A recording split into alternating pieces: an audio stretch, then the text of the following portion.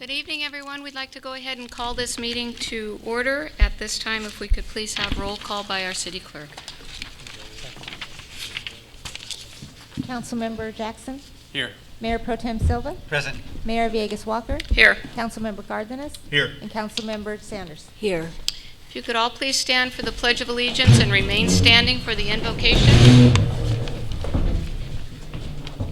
Ready, begin. I pledge allegiance to the flag of the United States of America and to the republic for which it stands, one nation, under God, indivisible, with liberty and justice for all. I'm going to tilt the mic up so I can be heard in the event that those in the rear of the room won't be able to hear this. Our Heavenly Father, we've come this evening. We've come in the most humble way we know how, with childlike simplicity. We're seeking your divine guidance as we deliberate on issues that are so important to this community. Lord, we also ask special blessing on all in attendance and all that are even outside the sound of my voice, for every resident of this community, of this state, and of this nation. We pray that you would touch each one with your hand of mercy. Lord, we pray for those who are less fortunate. We pray that you would give each of us the guidance that we need in order to deliberate on issues that are so vitally important to this community. This is our prayer in your Son's name. Amen. Amen. And for our hockey team. And for our hockey team. Okay. I don't know. At this time, we'd ask that our city attorney report out on closed session. Council met in closed session at 11:30 today. Thank you, Madam Mayor. On a motion by Councilmember Jackson, second by Councilmember Cardenas, the City Council met in closed session at 11:34 a.m. All council members were present. Reports were given to council on the two anticipated litigation items. There is no action to report, but direction was given to staff. Economic Development Director Marcela Piedra, Finance Director Leticia Salcido, and Management Assistant Grace Connor participated in one of the reports. Reports were given to council on the two Imperial County Superior Court case matters. City of El Centro versus Gio's Mobile Home Estates et al., case number ECU 06900, and City of El Centro versus Candy Marie Cosio, case number ECU 07564. Direction was given to staff for each case, and there's no final action to report in either case. Outside counsel Steve Beamer participated in both reports. A report was given to the council on the unfair practice charge pending before the California Public Employment Relations Board, entitled Teamsters Local 542 versus City of El Centro, unfair practice charge number LACE 871M. Direction was given to staff with no final action to report. Human Resources Director Terry Brownlee participated in the report. Council discussed the employment agreement of the police chief, and there is action coming out of closed session with respect to this item. Closed session concluded at 12:56 p.m., and that concludes my report, Madam Mayor. Ms. Becker, will there be a need to go back into closed session at the end of this meeting for an update on one of the pending litigation items? Not that I was aware of as of 20 minutes ago. Let me check my email. No. Okay, we'll carry that forward to our first meeting in March. Yes. Thank you. We'll postpone presentation announcements by mayor when we get to council member reports. At this time, we'll move forward with our scheduled public comments. We have a presentation from, is it Jamie or Jaime? Jamie. Jamie, awesome. Moody from San Diego State University. Please come forward.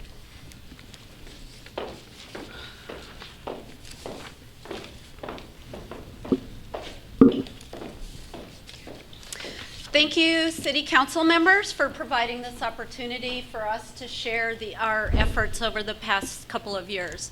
I am here on behalf of the Our Choice study.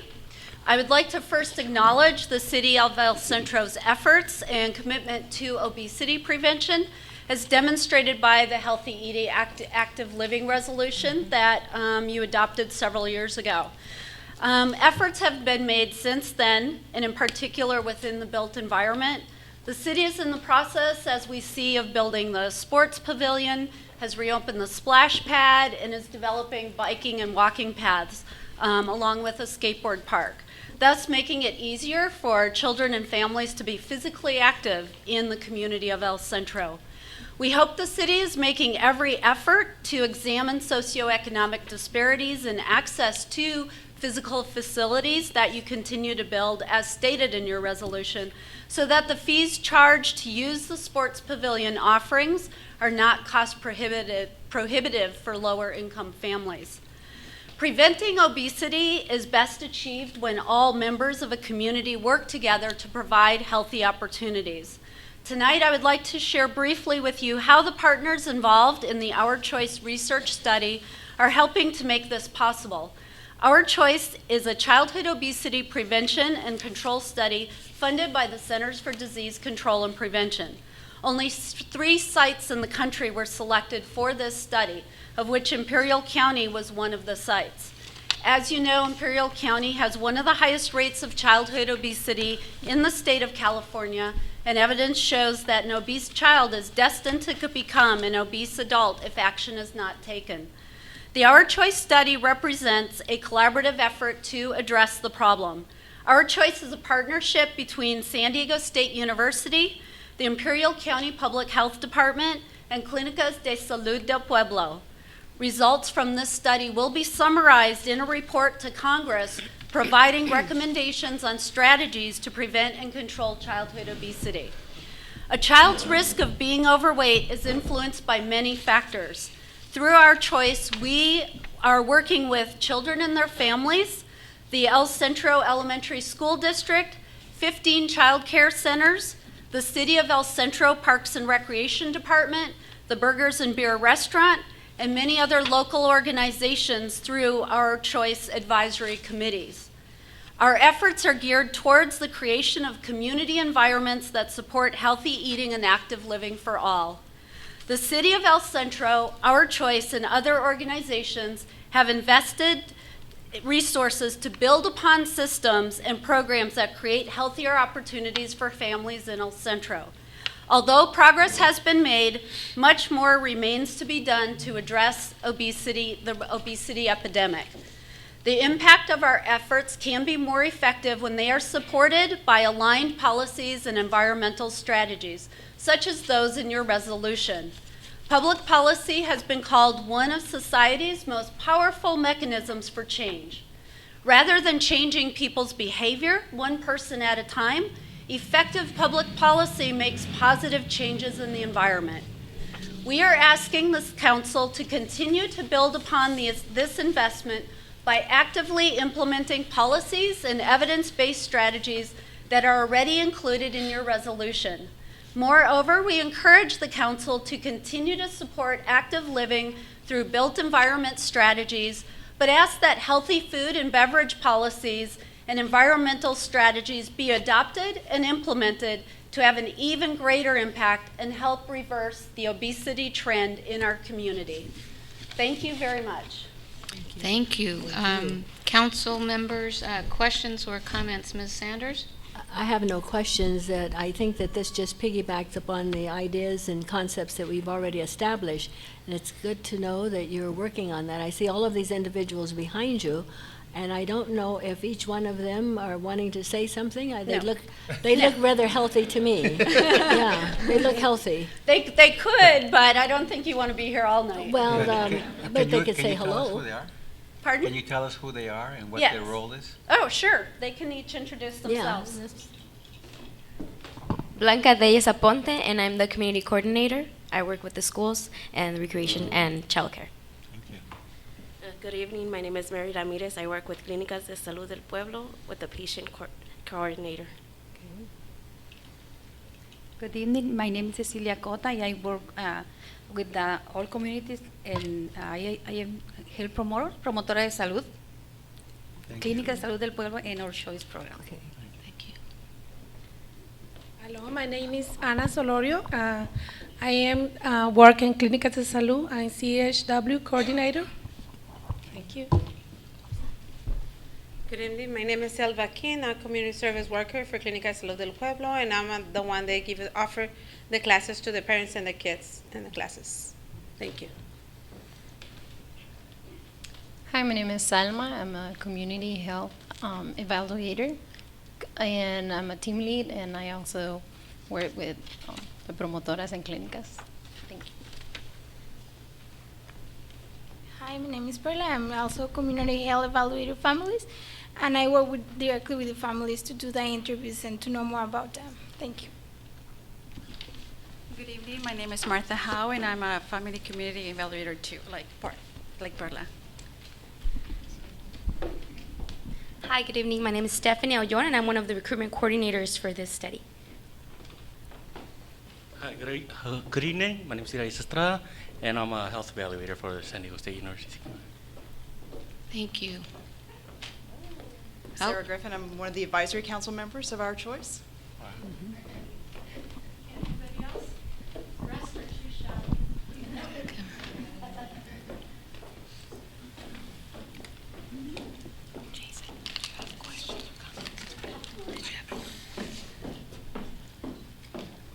Good afternoon. My name is Jeanette Angulo, and I'm the Imperial County Public Health Department's Health Promotion Manager. My name is Myri Barra, and I'm the Health Educator Specialist working with Child Care and Recreations.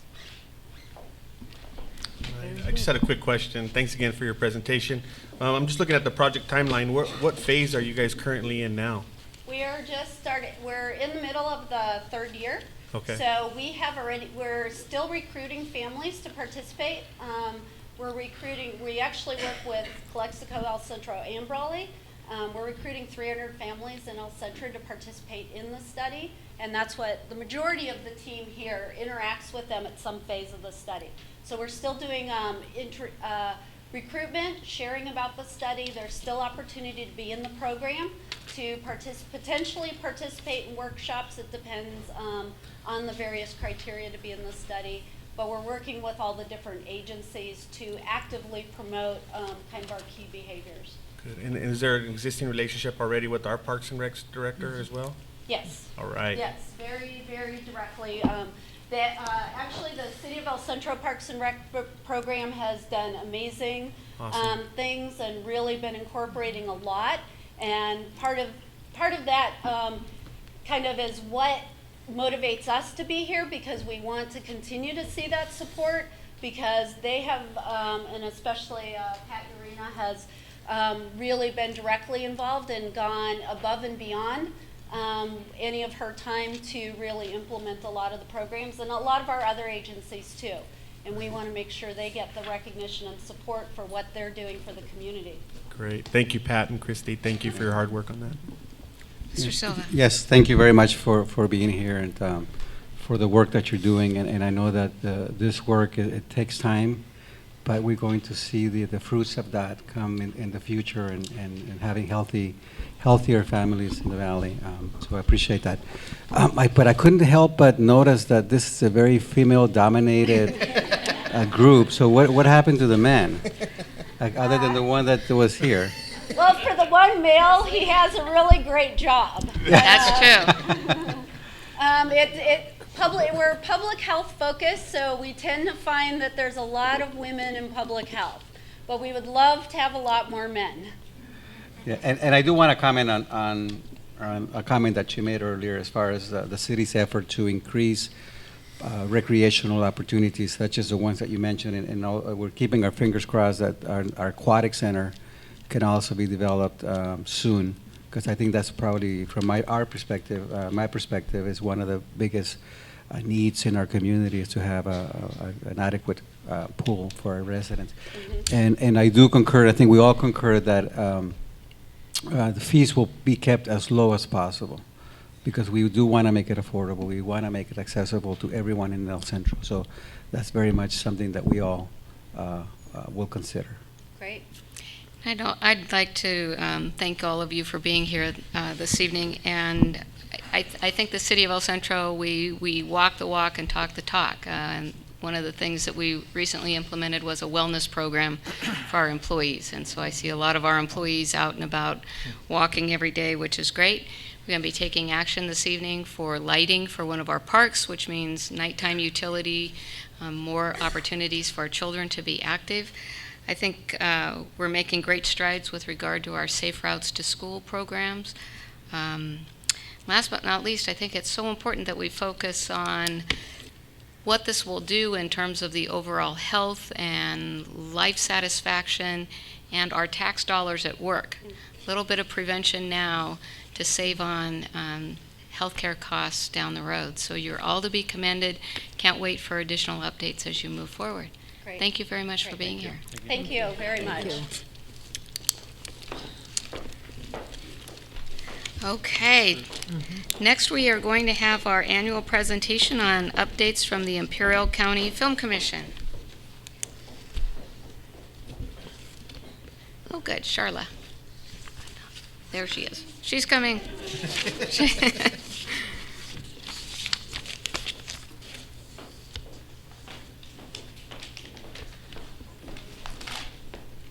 Good evening, everybody. My name is Charlotte Teeters from the Imperial County Film Commission. Just wanted to come tonight, give you an update on how things are going with the Film Commission, what we've been up to, various projects that we have upcoming. I'll try and make it as brief as possible. I know you have a lot to go through this evening. I did provide a sheet. I don't know if you were able to see that. Okay. You will note that we've had 32 completed projects so far this fiscal year. So that's from July 1.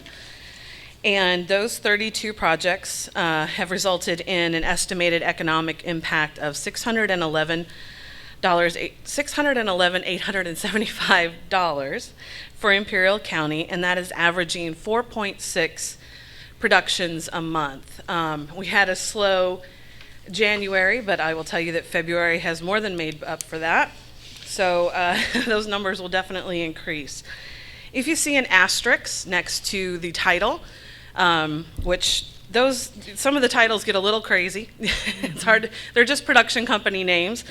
If there's an asterisk next to that, that meant that either it shot in the south end of the county, or I know that parts of the crew stayed in the south end of the county.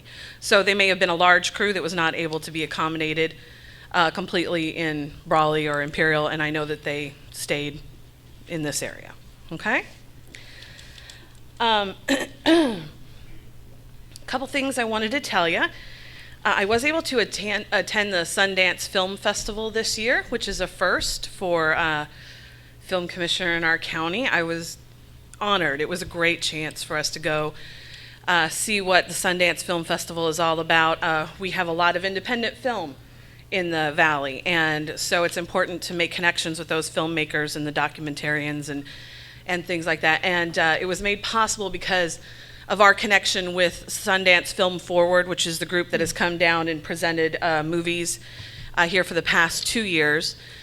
They were able to get me passes to some of the screenings and some of the events and some of the mixers, things like that. I did attend a film festival organizers brunch and made connections with film festivals from all over the world. I did also attend a Women at Sundance, which was a great opportunity to meet the directors, the female directors at Sundance that had projects in, and really connect with them and have a great opportunity to speak with them. I attended 8 different movie screenings, and that was either a feature or a documentary. And then I went to one short screening. I went to the Sundance ski resort just because I wanted to see it and got to see the shorts up there. It was beautiful. Also, it was made possible by Film LA, who allowed me to stay in their beautiful home there and gave me a room. And then, of course, the Film Commission. It's a 3-prong. Film Commission had to pay for something. Mm-hmm. So it was a great experience, and I look forward to putting some of the things that I learned there to use. As you know, starting next weekend is going to be the Midwinter Fair. If you don't know, the theme is now playing, and therefore the Film Commission is very involved with that. We are working with various groups there at the fair to make sure it is a great experience for everybody. We're going to be doing movie loops and plays, and we're going to be showing some of our film festival entries from the past few years. We're making decorations, and we're doing sets, and we're really busy with that. I hope you guys will come out and enjoy. What else? 4th Annual Film Festival is going to be August 8th and 9th of this year. And I'm sorry if I'm repeating anything that Councilman Cardenas or Councilman Jackson have already told you since they've been at the meetings, but I want to make sure I cover everything. If you don't want me to say something, just tell me to move on. Fourth Annual Film Festival is August 8th and 9th. We are the world's hottest film festival.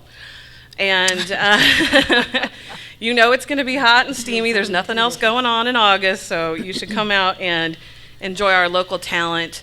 And we are hoping and praying that a local guy made great, Donald Logue, his schedule works out. He has said if he can be there, he will, and he will be doing some workshops and stuff. But again, that's all dependent on his schedule. So we're hoping that that's going to be true. As you know, I think it was in September, that we passed, that you all passed the, not an ordinance, the filming guidelines. Let's go with that. Filming guidelines. And since that point, we have had one project that has shot in El Centro City proper. It was OC Weekly. They did a fashion shoot for their fall issue. I did want to let you know that, of course, when they came to film in the city, I did tell them that they needed to go through the process. They did have a momentary balk at that, just to be completely upfront. They asked me to find other locations so they did not have to go through the process. I did offer them alternate locations, but in the end, El Centro won out. They loved the location and they went through the process and it went smoothly. Yes? Went smoothly? Okay. So I wanted to let you know that. And at the moment, we are working with, and I say we as in Mr. Duran and Ms. Piedra, working with Warner Brothers. They have come to scout over in the Broadway commercial area. They are looking at a couple buildings there. We're working with them to make sure that that can work for them. They are coming back Friday to do a technical scout on the building that they're wanting to use. And again, we're working together. We'll make it work, and it's going to go great. And it would be a tremendous boost for the economy if we could get them to come, so it'd be wonderful.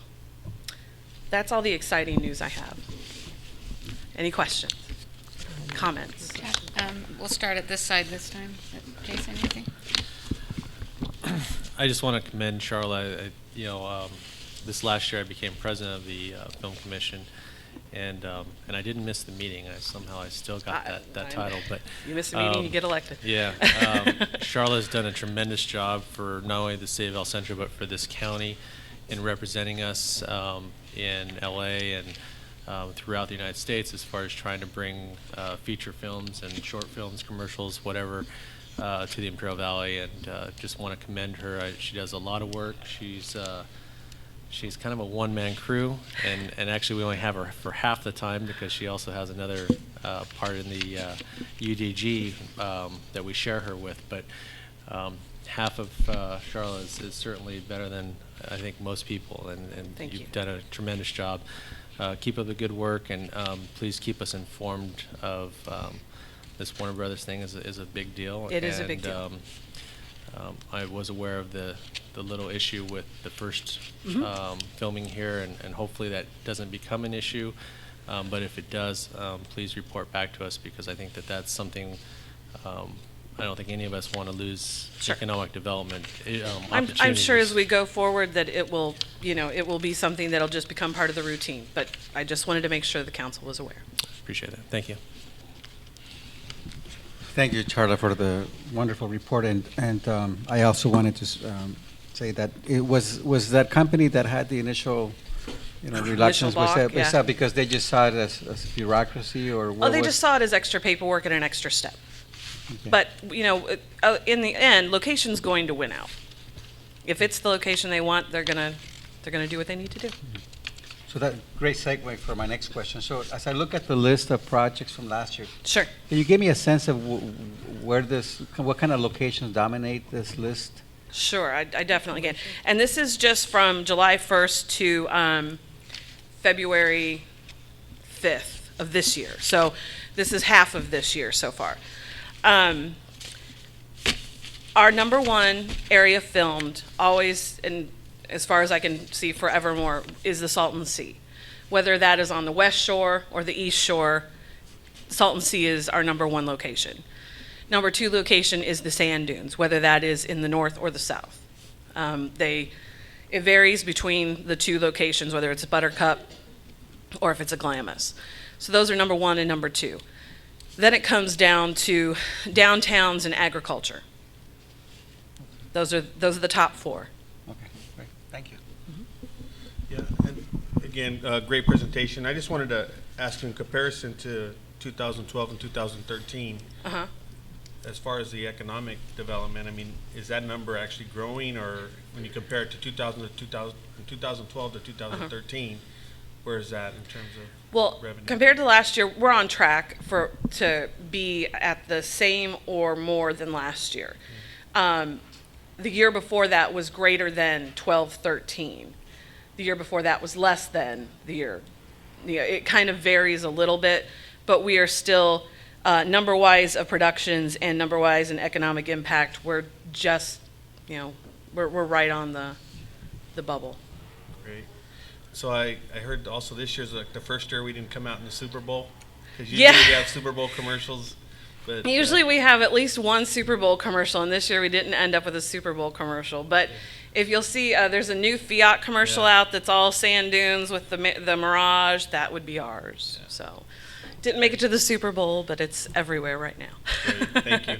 I think that's okay, though. The Super Bowl commercials this year were the most disappointing. They were. I for years. agree. I mean, unless you're a Seattle fan, and then.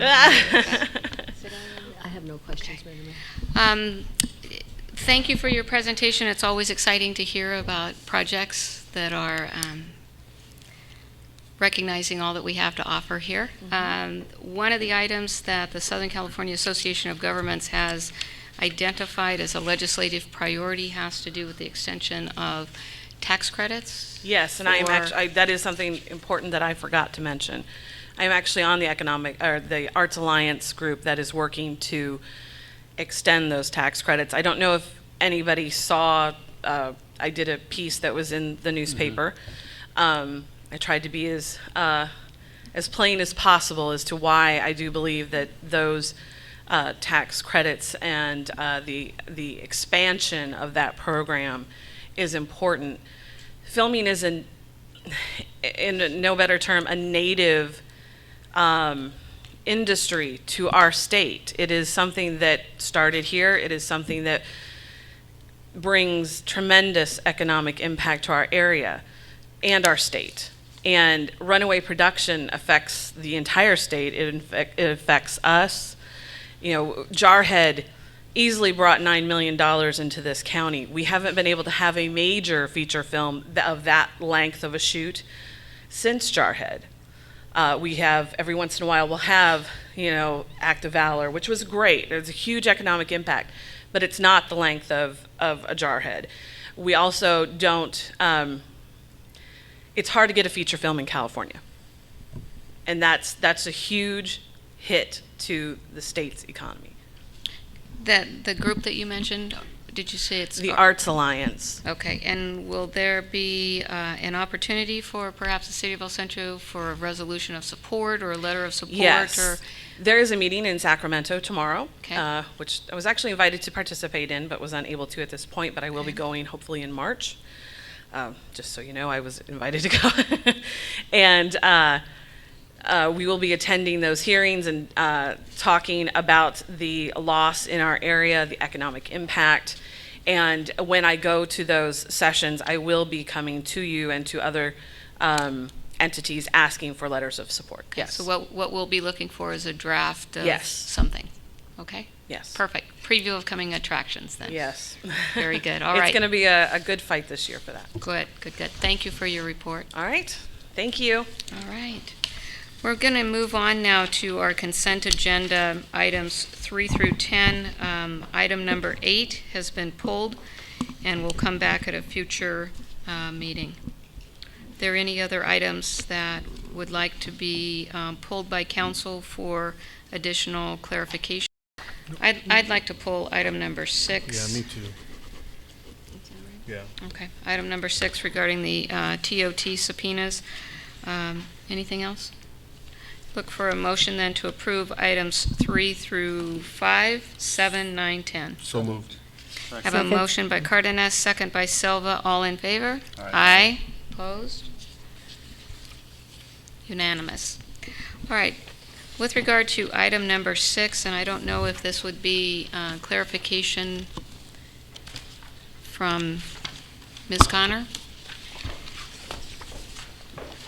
I think what was disheartening to me, Ms. Connor, in reading through the staff report, the agenda report, was that we had 14 hotels and motels within the city of El Centro that were not willing to voluntarily comply with the request for information.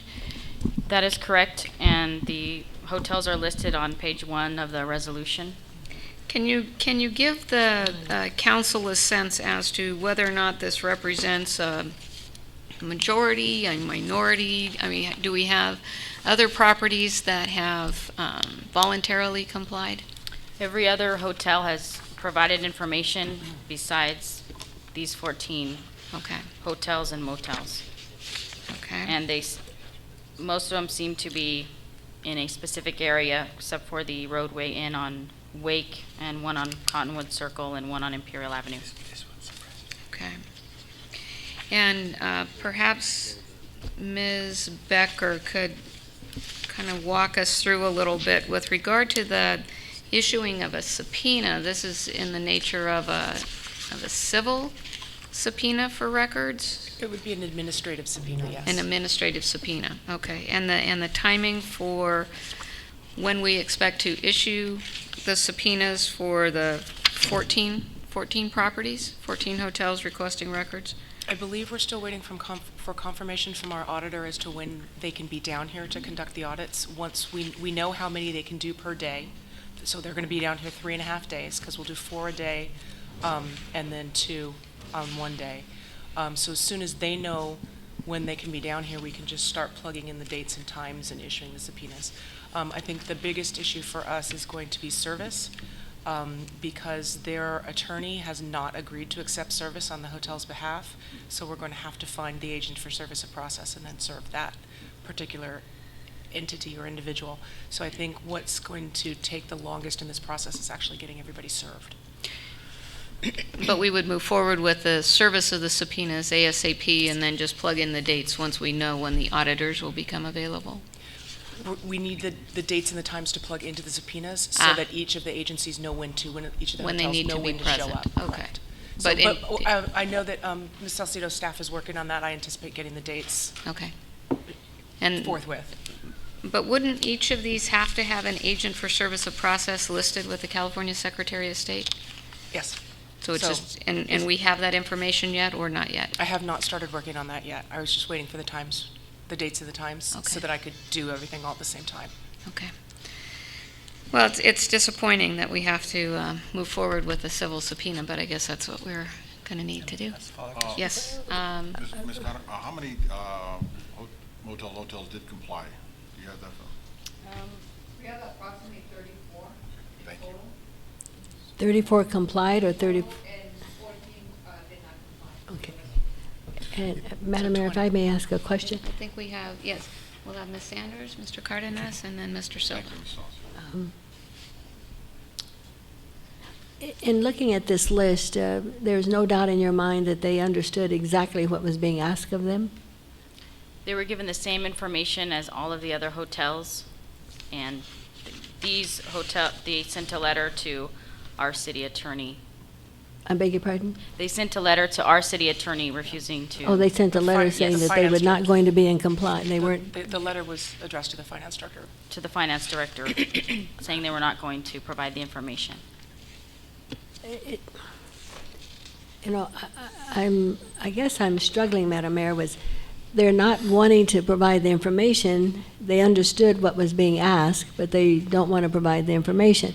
Was there anything in the letter, Ms. Salcido, that indicated why they didn't want to provide the information? Basically what happened is that the 14 hotels retained counsel, and we received a letter from that attorney and that these 14 hotels opposed the audit as a violation of their rights. We cannot go in, stating that we cannot go in. We don't have the power to go in and review their documentation. books, But okay. there was several documentation from the city of El Centro as well as their auditors to each hotel specifying what exactly we needed for those audits. And we set an appointment with them for the review, but they didn't want to comply. Okay. Madam Mayor, this is not the first time we've had an audit. So is this the first time these hotels? No. We had another, the previous audit was a year after I started, '07, I believe, and they all complied back then. They all complied Yes, then, but this time, the same hotel, this is where I'm finding. This a is lo- new.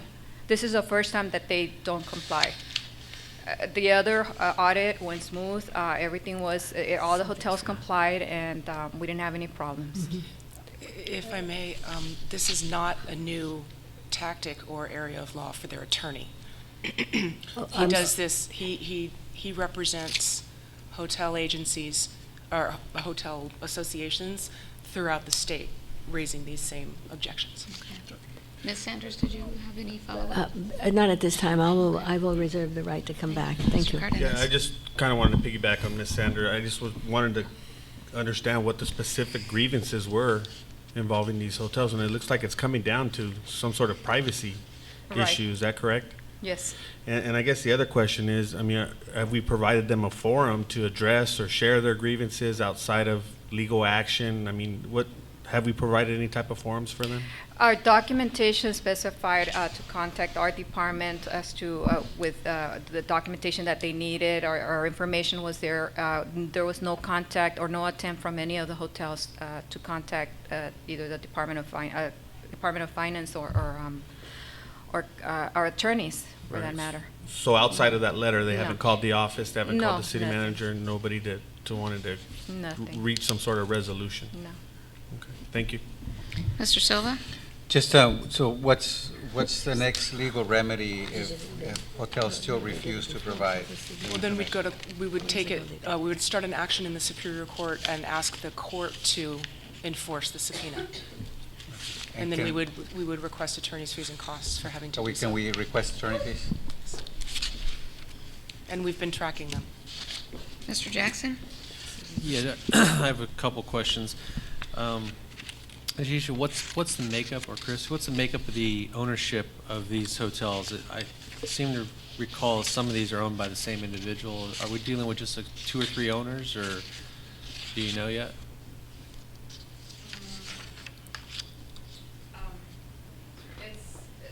Some of them might be owned. Some of the hotels might be from the same owner, yes. But as to which ones, then I need to go back and review that. Okay.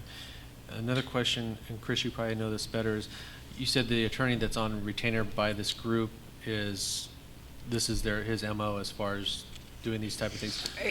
It's my understanding that he holds himself out as an expert in this area of the law. And what's his level of success in fighting cities on these type of issues? According to our auditor, he's That's not. what I'm thinking. According to our auditor, he's successful in delaying the process, but at the end of the day, the process goes forward. Right. Could part of the reason for the delay be so that they could get their records in order, knowing that if the records are Yeah. not in order, there are certain monetary penalties and other Yes. things that could happen? Could be, I'm just kind of Yes. throwing that out there, maybe they Yeah. need it. It's- Okay, well, again, pulled it to express our disappointment that we have to go through the process of issuing a civil subpoena and possibly litigation just to get information to make sure that they're appropriately collecting and then paying forward to the city the appropriate amount. So- Or to the Board of Equalization. I agree with you, Madam Mayor. That may be where the stumbling block is for them. Their records are not complete, and this audit would reveal that. Okay, well, with that, I'd look for a motion to approve item number 6. So moved. Second. I have a motion by Silva, second by Cardenas. All in favor? Aye. Opposed? So unanimous. Right, we've already said item 8 will come back. We're moving on now to a public hearing, item number 11. This is a public hearing for the purpose of considering a conditional use permit to request to allow the construction of a 65-foot wireless telecommunications monopole tower designed as an artificial palm tree near the Imperial Valley Mall. Ms. Villacana.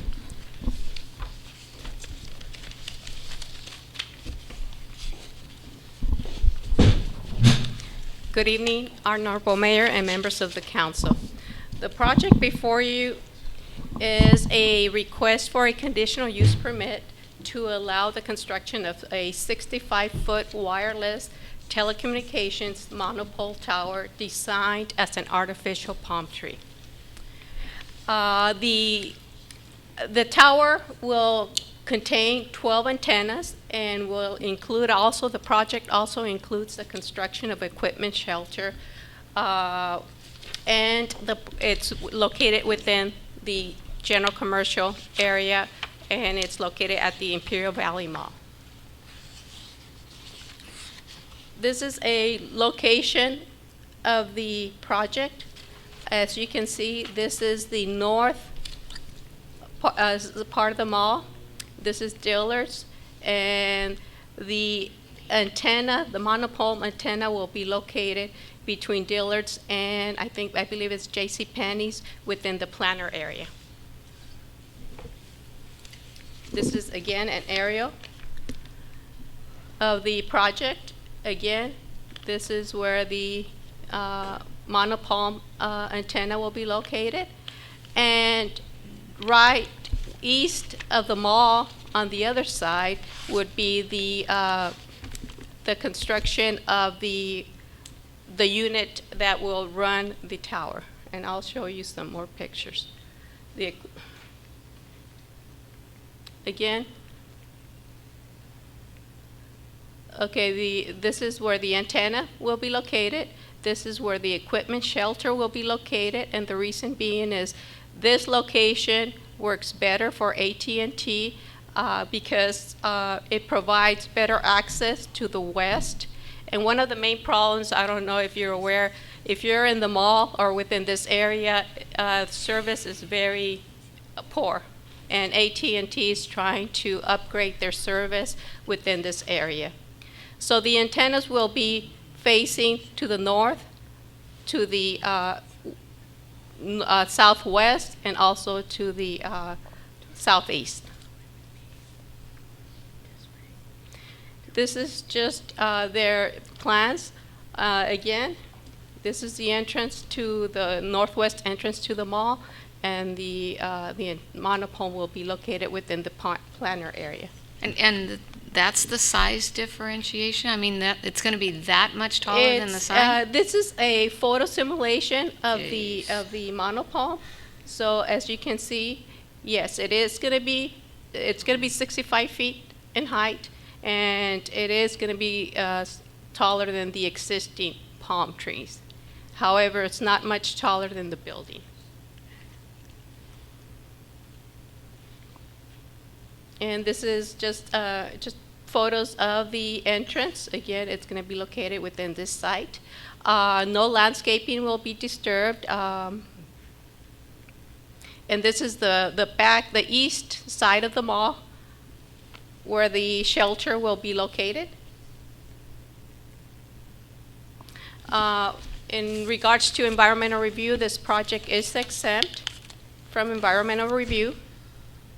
At this time, we are recommending that you open the public hearing and allow proponents, and we do have representatives from the mall here, and we also have a representative from Dillard's. And within your packet, I believe, was included a letter of opposition. The letter was received last week from Dillard's. I did get a chance to talk to their headquarters, someone by the name of Christy, and I think one of the problems that Dillard's has was they thought the antenna was going to be placed on top of the building.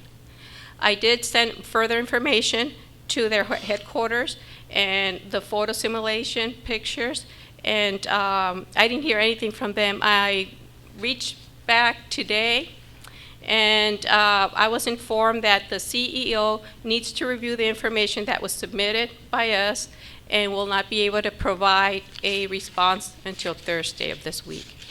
So at this time, they did inform me that they are still in opposition of the project because it has not been reviewed by the CEO. Okay, do we have initial questions for staff? Let's start down. Initial questions, Mr. Jackson? I'll wait on those. Okay. Mr. Silva? Norma, is there a reason why the antenna has to be in that location specifically as opposed to further out within more open landscape areas? Yeah. According to AT&T, and I'm sorry, I forgot to mention that we have also somebody from AT&T to answer any technical questions. But it is my, this is the best location because if it goes on the other side of the mall, on the east side of the mall, the building, there's not going to be adequate coverage to the west side. And they're trying to reach businesses located on the west side of the mall as well as within the mall and the parking area. But what about one of the farther out parcels as opposed to right in the mall itself? And I may defer that question to Okay. the AT&T. So preview of coming attractions for AT&T as opposed to the site selection. Anything else at this time? No, I know. Okay. Ms. Viacania, I did not see that Dillard's attended the Planning Commission meeting. No, they did not, and we did not get any response by mail or email before the Planning Commission meeting. Can you remind us what the notice requirements are, or the noticing for the Planning Commission meeting would have been if someone had an objection? Yes. Because I think it's important for us to understand that Dillard says that they need more time to review, and yet I want to understand at what point in time were they notified that this was actually moving forward? Well, the same letter that went out for the City Council meeting advising of the public hearing, that same letter went out before the Planning Commission, at least 10 days before the Planning Commission. And what happens is we forward the mailing addresses to the city clerk, so the same property owners get the same letter both at the Planning Commission stage and also at the City Council. So with regard to this particular project, everyone within X number, 300 feet yes, was notified of the Planning Commission meeting and the City Council That's meeting? correct. Okay. The other thing, I was looking through the conditions, and one of the things I was looking for is, should the tower be approved in that location, is there something in the conditions that if the tower is no longer being used, becomes obsolete, that there's an obligation by AT&T to take it down and return the site to its original condition? No, that's not included. Is that something that we could add as a condition? We certainly could, yes. Could you work on that language while we're opening the public hearing? I'd appreciate that. Okay, at this time, we will open the public hearing to consider this conditional use permit. Is there anyone in the audience that would like to address this particular item? And we will need you to fill out a speaker slip, which would be, okay, just be sure you fill that out before you leave, please. But if you could give us your name and address and your company representation, please. Yes. Good evening. My name is Kathy Lim. I represent the applicant AT&T Mobility. The address is 13948 Calle Bueno Ganar in Jamul, California, 91935.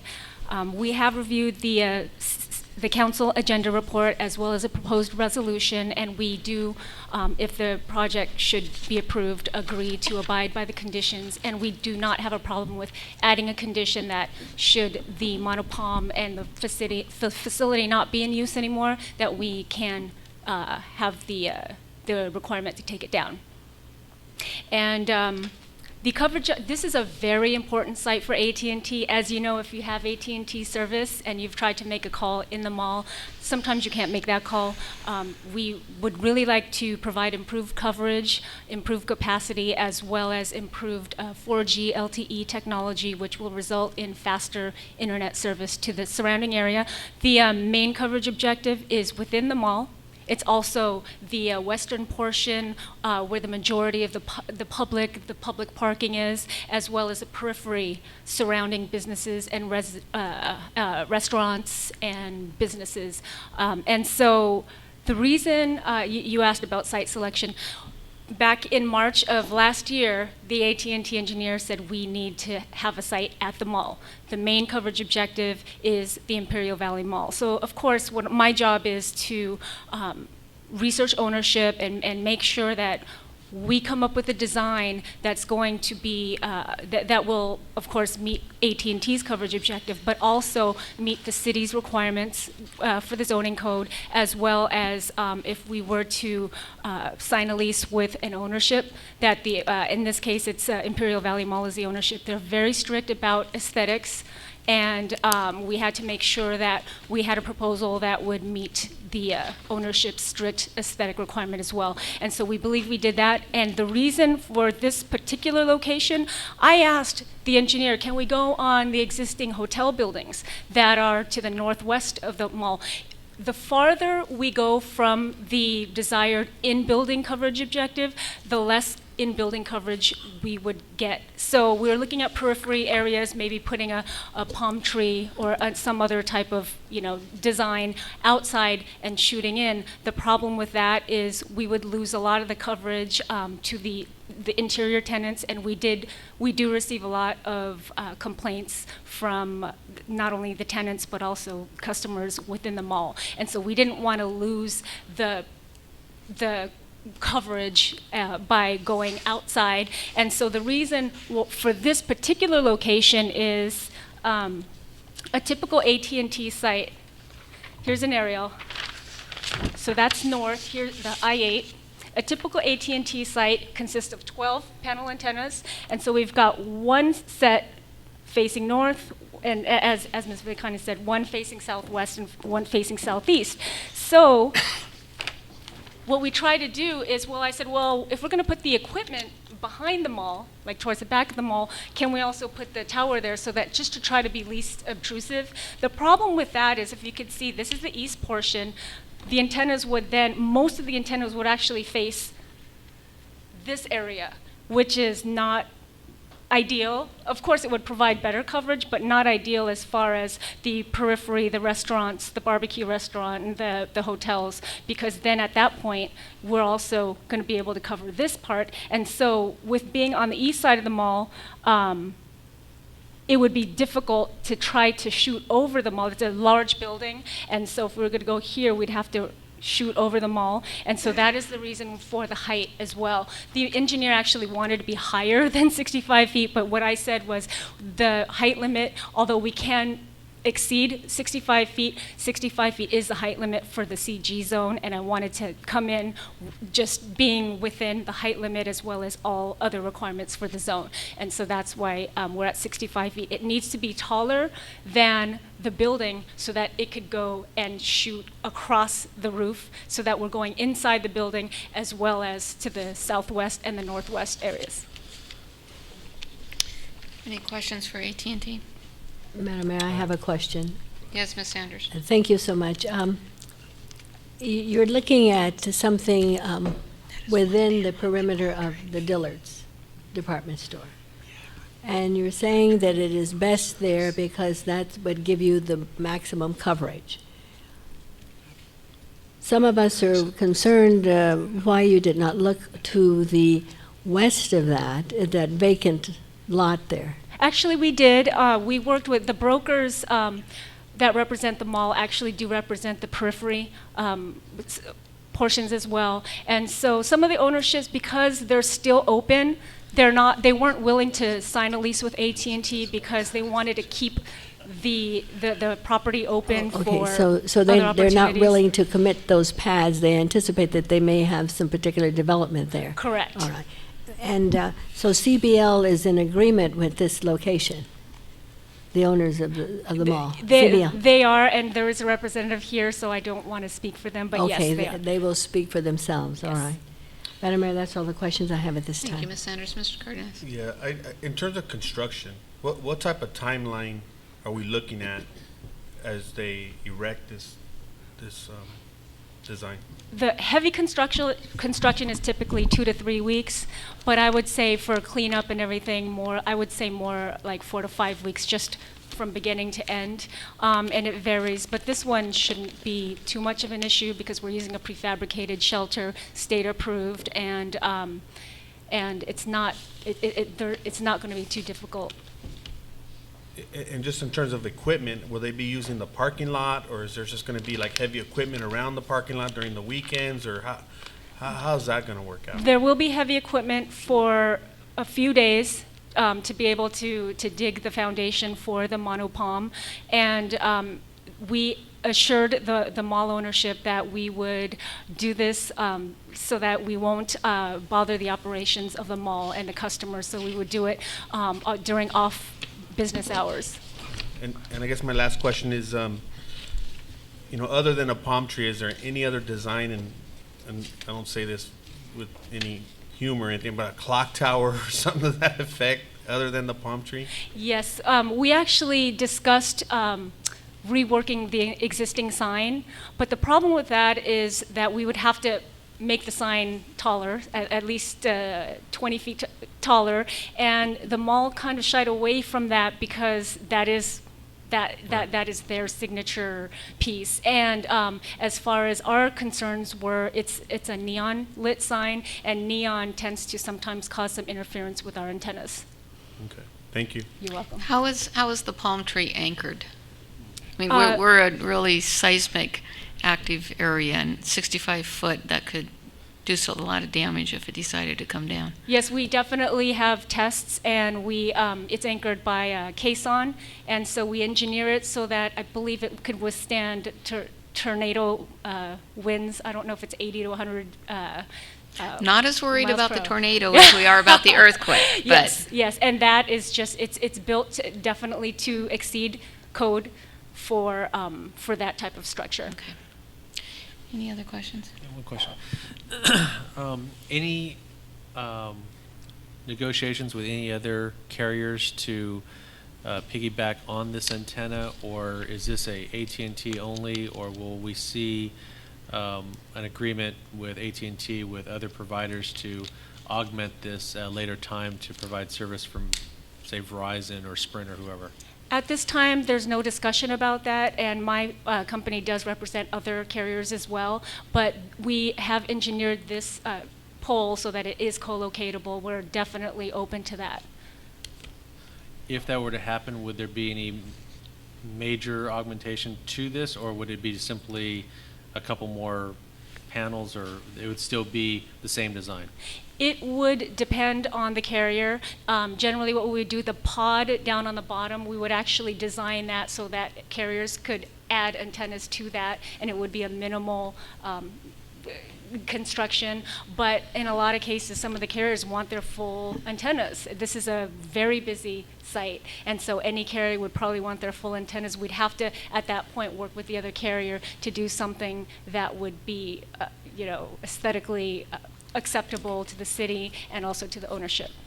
All right, thank you. Okay, additional members of the public that are here to address this item? Thank you.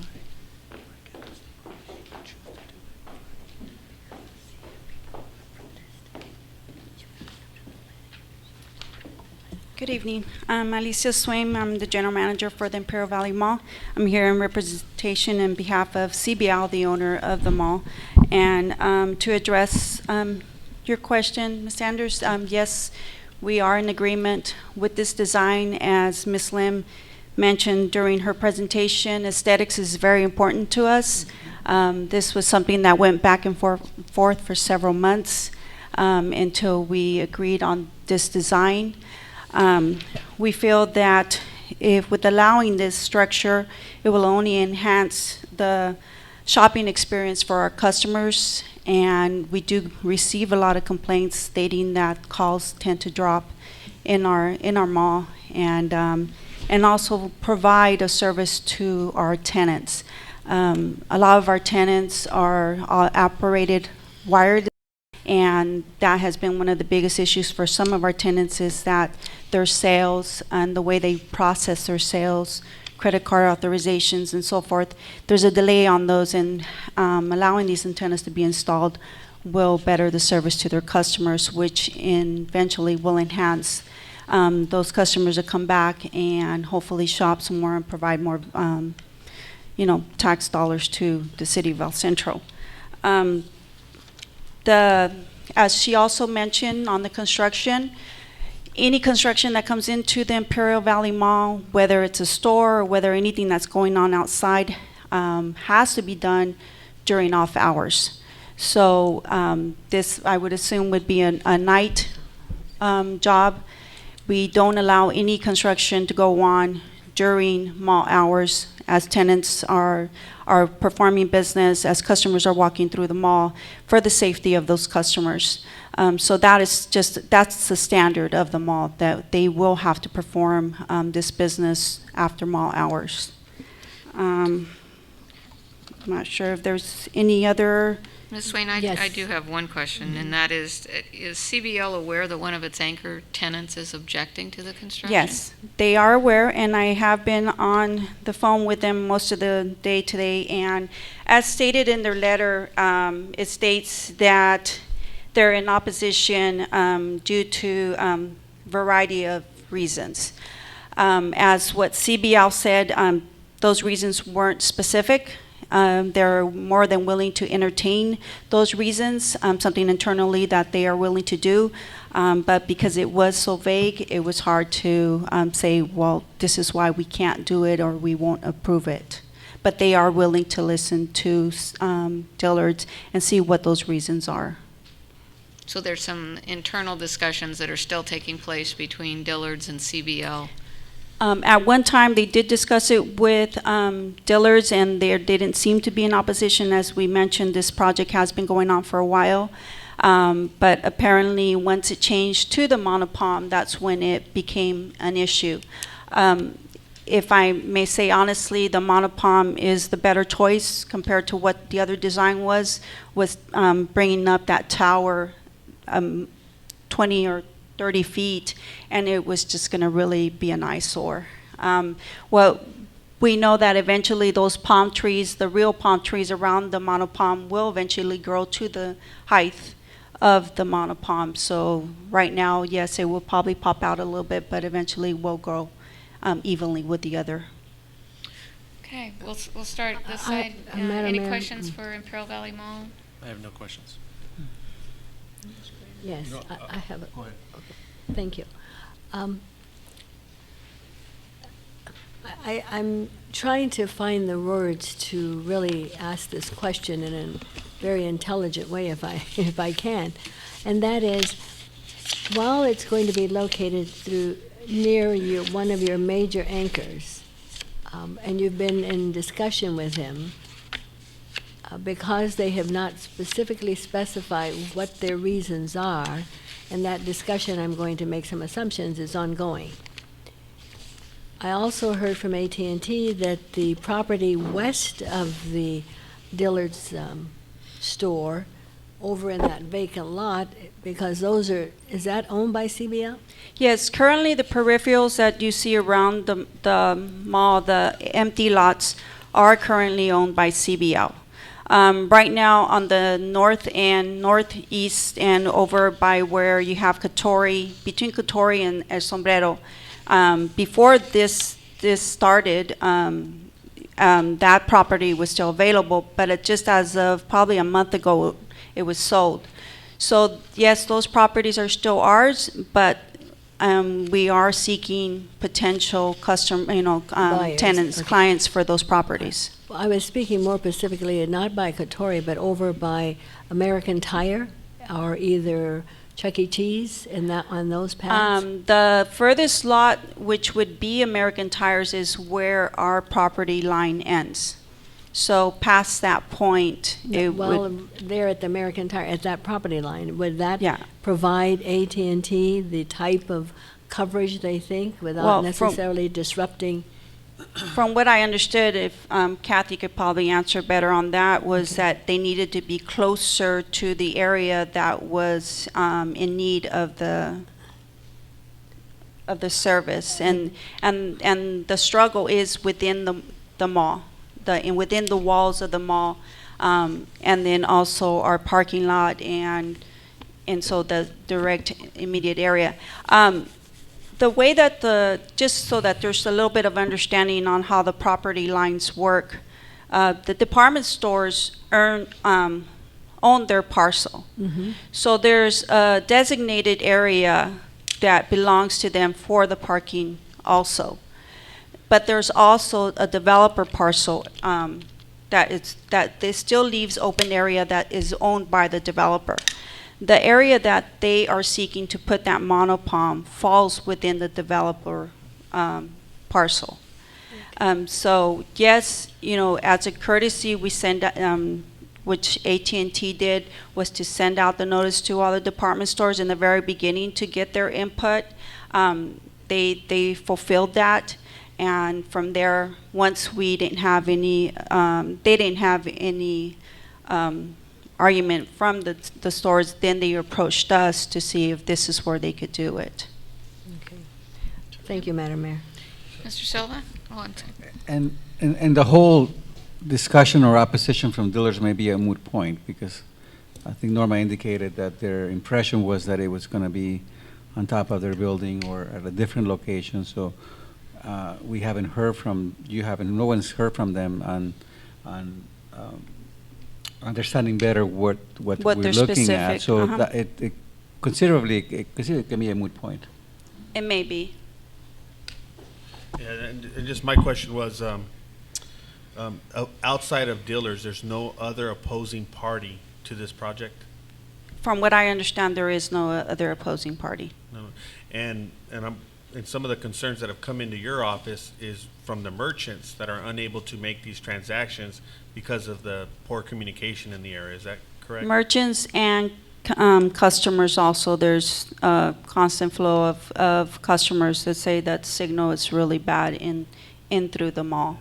And I know we talked about construction timelines, but when would the project be completed if we move forward with this?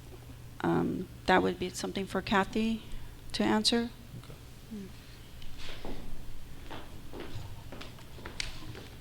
We would like to get started as soon as possible, so if we get approval from City Council, we're prepared to submit for building permits, and then at that point, we have some other FCC and FAA type processes that we need to go through. So we're projecting July, but we're hoping to bring it in significantly if possible. Thank you. Okay, this is a public hearing. Did you have anything else, Ms. Swain? No, thank you. Thank you for being here. This is a public hearing. Is there anyone else that would like to address the council on this item? If not, we'll go ahead and close the public hearing and return it to council. Are there any additional questions? I thought, Madam Mayor, did we not say that there was someone representing the Dillards? Well, or not? Okay, did you want to come forward, sir, or you choose not to speak today?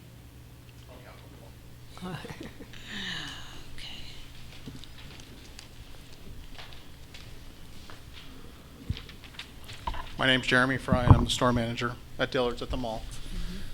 At this time, my understanding is I talked to my office, corporate office, and they object to the current location of the tower.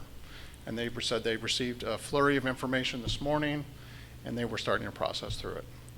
Okay. And they haven't completed the process? Correct. You may not be allowed to speak as their agent to determine whether or not that process is moving at a pace that's quick or slow, or? I'm not privy to that information, Okay. so I couldn't answer that question. Okay, thank you. I do have one question. This came before our Planning Commission on January 14th, so it's been in active circulation for over a month. Do we know at what point in time the Dillard's folks were aware, as opposed to, say, on a corporate level versus maybe internal, local level? I don't have access to that. The only thing I received today or earlier, to the end of this, it was last week, I got an email just stating City of El Centro, that this hearing, or this council meeting, and then Dillard sent a letter on February 12th, is the only information I have. Yeah. I guess that's my struggle. If Dillard's has had, over a month to process the information and has come back with just some vague objections to either the location or the type of structure or something else, but and in light of the fact that it's the only opposition to the specific CUP that we've received,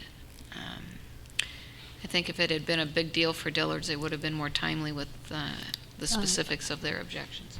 Madam Mayor, if I may ask some follow-up questions based upon the statements that you're just making? Yes. Sir, perhaps you could assist this council, and yours truly in particular. AT&T has said that some of the customers were having difficulty. Did you have any customers within your store that had expressed any difficulty with their communication gaps as they tried to use their phone? From time to time. Does your store have any problems with its computerized materials and credit cards, et cetera, in the store? We do not. You do not, okay. Madam Mayor, I wanted to ask, well, I'm sorry, there may be some more things we want to discuss before I make this statement. I don't think so. I think that we're about ready to wrap it up. Well, I realize that it's this project to me seems like it is one of value, and that it would benefit a majority of the individuals there at the mall. However, I have a little bit of hesitancy moving forward, even though we only have one individual or one store in opposition, and that's an anchor.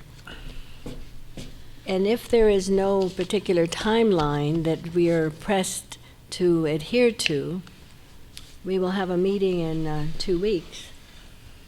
And perhaps this could be brought back at our next meeting, and by then, Dillard should have its, excuse me for using this colloquial term, its act together, and be able to tell us exactly what it is they're in opposition of.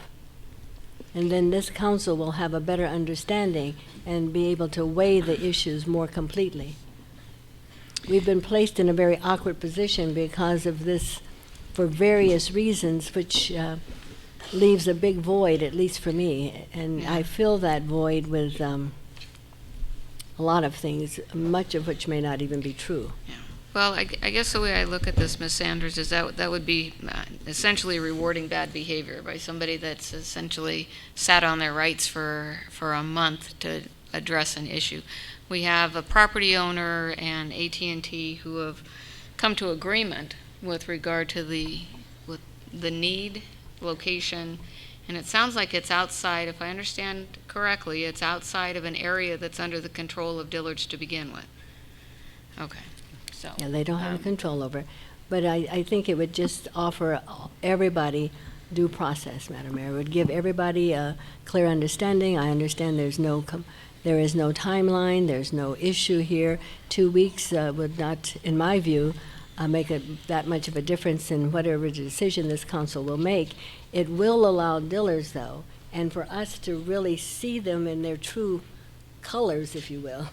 If they have a complaint that's real and valid, they should be able to bring it forward. If not, if they don't bring anything forward, then it will not preclude us from going ahead with this project. Mr. Jackson, and then did you have something as well? Yes, Madam Mayor. Unfortunately, I disagree. I believe that due process has been performed here. I believe that notification, as noted by Ms. Swain and the representative from AT&T, was given to Dillard's. This letter that came forth on February 12th is beyond vague, and with our staff following up as recently as today and receiving no clarification from their representatives on what their objection to this project is. I will say that I received a phone call from the owner of Burgers and Beer and also the president of the El Centro Chamber this afternoon, Jaime Honnold, in support of this. He spoke to me this afternoon informing me that he was one of the businesses that suffered from poor cell service. I can also say that I've witnessed that myself, unfortunately not with this carrier, a different carrier, but there are issues within this facility. I think the support is there from the business community. According to Mr. Honnold, I see that everything has been completed in a timely manner. Certainly there was an opportunity for Dillard's to come forth to the Planning Commission and voice their opposition at that point. They failed to do so. I don't believe that a 2-week extension does anything but, as the Madam Mayor has stated, rewards bad behavior. And at this point, I would certainly move forward and make a motion to approve this with the condition that Ms. Walker added that AT&T was fine with as far as removing the antenna if at some point in time the antenna becomes not in use. Mr. Silva, you had a comment? Similar to that, in that I am ready to move forward with the application. I'm not that excited about the aesthetics. I think that it's a fake palm tree, and it looks like a fake palm tree. However, I'm weighing in the mall's discretion on weighing aesthetics versus enhanced service for their customers and their tenants, and I'm sure that they weighed that more heavily than what it's going to look like. I'm not very excited about it, but again, in weighing those factors for myself and weighing improved services, I will support the project as presented with the modification as indicated by the Madam Mayor. Yeah, I would go along with it. Aesthetically, it is not pleasing, and in my mind, it's not really a palm tree. It looks like some yarn that is like kind of exploded and come apart. But if there's any way we can kind of clean that up to make it look a little more like a palm tree, that would be really cool. And Madam Mayor, I'm ready to move forward as well. My concern was along the lines of construction. In fairness to Dillard's, I just didn't want a 2 to 3 month type of project, and then the use of their parking lot and just all kinds of other factors. But having Ms. Swain here basically clarifies the construction timelines, and the fact that it's going to be done after mall hours, I think is encouraging. So I'm ready to move forward as well, Madam Mayor. Madam Mayor, there was a motion on the floor, but nobody seconds, so that motion is dead. So I want to continue to discuss this issue, please. Yes. And that is this: to wait for 2 weeks, they would not be pulling that permit. So you wouldn't be pulling the permit tomorrow, would you? To wait for 2 weeks would delay our ability to move forward with the submitting the building permit. Okay, and would you be going in tomorrow to pull that? We would be going in very soon. We've got construction drawings ready. All right. Well, the point I'm trying to make is I still believe 2 weeks would not cause any harm to AT&T. It's already been established that there are 4 tonight in favor of this project going forward. So that's not likely to change. It won't change tonight, and it won't change in 2 weeks. 2 weeks will still provide Dillard's an opportunity for us to see their true colors. And if this organization, that company, as large as it is, and has been an anchor in this town for over 10 years, cannot pull itself together to get this council some satisfaction, then shame on them. And I think we should be putting the onus back on Dillard's in order to demonstrate to this council that they're going to continue to be good corporate citizens and do what they say they were going to do. If they have some issues, then point those issues out to us. So that's my rationale and reasons for asking for 2 weeks. Well, let me ask a question perhaps of our city attorney or perhaps Ms. Villacana. Even if Dillard's objects, if it's not on property that they own or control, and the agreement has been reached by the vendor, AT&T, and the property owner, even if Dillard's objects, if it still is in full compliance with the city's rules and regulations for the issuance of a CUP, what standing do they have to derail that? Well, Mayor, if I may, just for clarity, it's a discretionary act that you have. Right, But what we have here is, as they indicate on the Hythe example, AT&T has not asked for any deviations from the standard. And so they've met all your requirements that you set forward as policy. So for you to deny them, it would have to be some. Let's make it some clear. tie to- Let's make it clear, Mr. Duran. There is no intent here for denial. You already had 4 who have said they are moving forward with this project. And I certainly have not asked for a denial. I've asked for 2 weeks delay just to give that company an opportunity to prove themselves to be good corporate citizens. You're right, Madam Mayor, it is not on their property. They have no jurisdiction. But in the past, we have always allowed anyone in opposition an opportunity to fully vet that opposition before a final decision is made. And that's the only Madam comment Mayor, if I I would may. make. I want to clarify, Ms. Sanders, is that in the form of a motion, a request for a 2-week continuance of this item? Yes, ma'am, that's in the form of a motion. Okay, we have a Madam Mayor, motion. have we closed the public hearing? She closed I it. will close the public hearing at this time. We have a motion on the floor. Motion Okay. will die for lack of a second. Madam Mayor, I would like to revisit my earlier motion to approve with the language so stated earlier, with the removal of the antenna, if at such time the antenna becomes not usable or not in use. So that would be adoption of resolution number 14-19. Correct. I have a motion by Jackson. Second by Silva. All those in favor? Aye. Opposed? Yes, Madam Mayor, and this opposition is not to the project. It's just to the timing. Very good. We have 4 with 1 no, registered by Ms. Sanders. Thank you.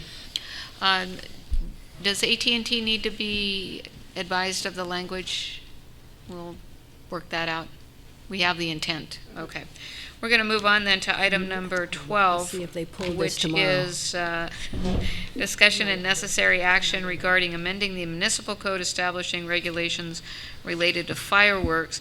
This item was brought back from our February 4th meeting. I went through it. I noted that all of the recommendations that had been requested by the council, as well as suggested by our consultant, have been adopted and incorporated.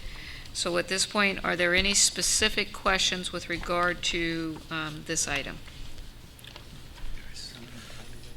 Is there someone that would like to speak to this item? You could please come forward.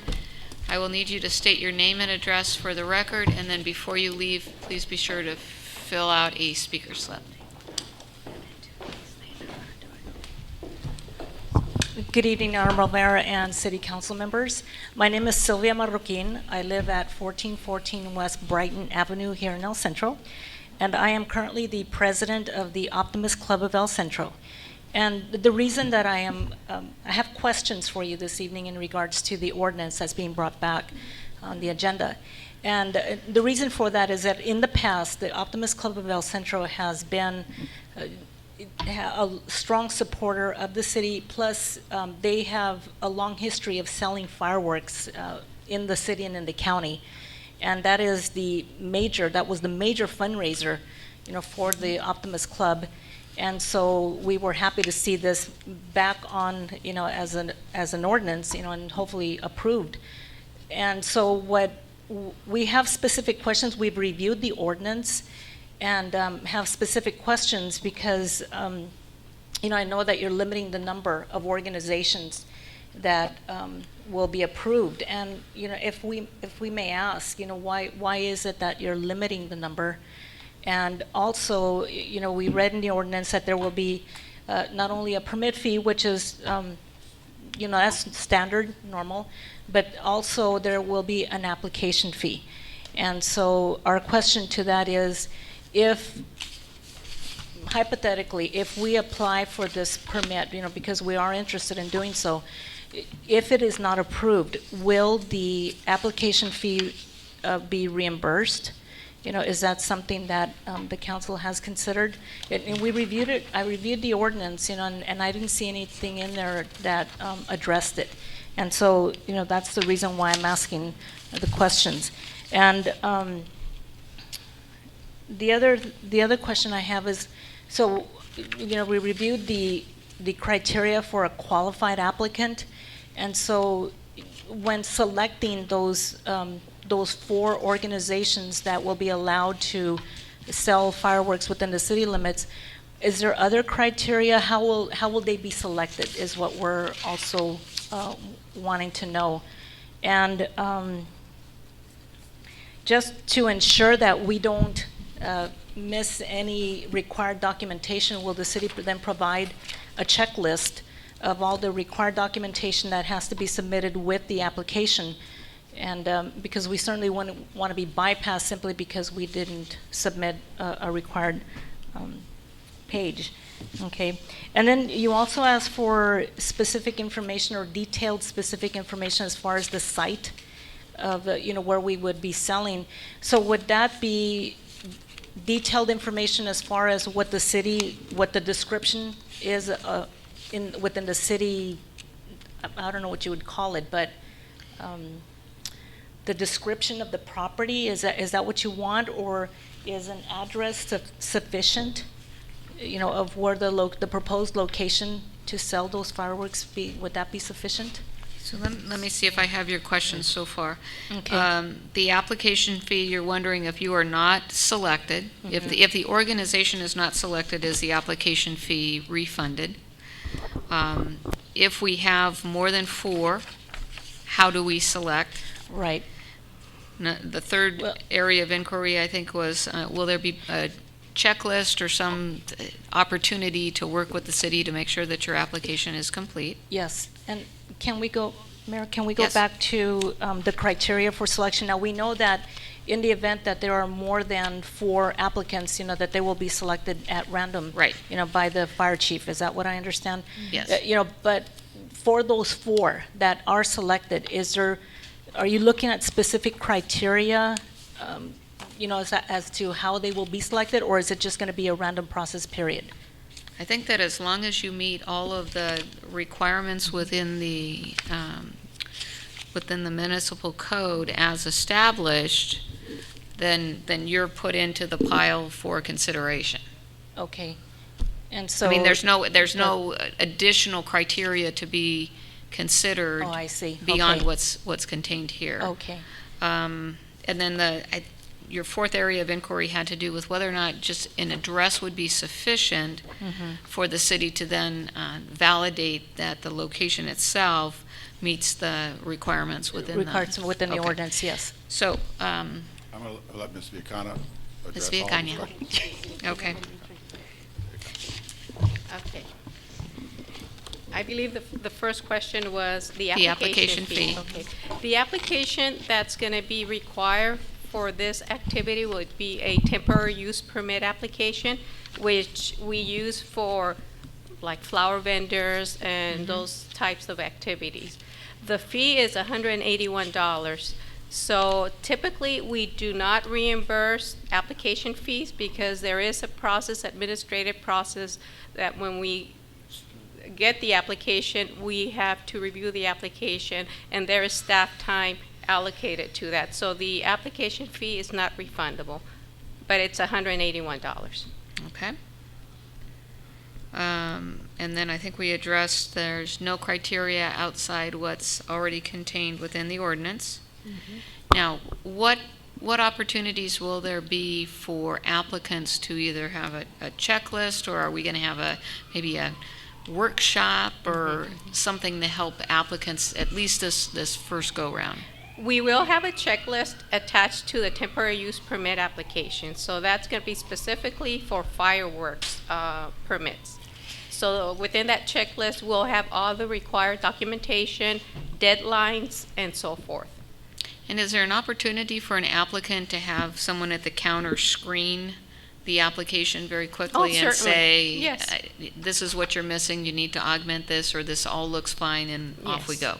And as Okay. you can see, the first year, this being our first year, we're allowing 30 days for the application process. So if we get an application and we see that something is missing, the organization still has an opportunity to come back Okay. with the required So- documentation. So word to the wise, get it in early so that if there's anything missing, it can be corrected. And then I believe the fourth area of inquiry had to do with whether or not an address was going to be sufficient, so we could make sure that there was a The location. Along with the, It was a surface. the temporary use permit application does require a site plan. And the reason we require a site plan of the location is to make sure that there's no obstruction to traffic. If you're going to be within a parking lot of a business, we want to make sure that, so there is a requirement of a site plan, but it doesn't have to be anything fancy, just a site plan of the location where the booth is going to be located and where the people are going to be able to park, basically. Was that sufficient information? Did we get all your questions? Yes. Awesome. Okay. Any additional questions or comments? Any questions or comments here? Yes, Council? I just would like to commend staff for working with myself and Mr. Jackson on this. I think that based upon the comments that we had last meeting, that input was very valuable, and staff was able to make those corrections, and I feel that, I think Mr. Jackson would concur, we feel that this is a document that's going to be very useful, and that service organizations will find this a benefit for them and their organizations as a fundraising tool. Is that a motion for approval of Yes, Madam Mayor, I would move for approval of ordinance number 14-05? Second. Have a motion by Ms. Sanders, second by Mr. Cardenas. All in favor? Aye. Opposed? That was unanimous. Awesome. Very good. Very, very, very good. Okay, so that was to approve, waive reading, and approve as a first reading. Okay.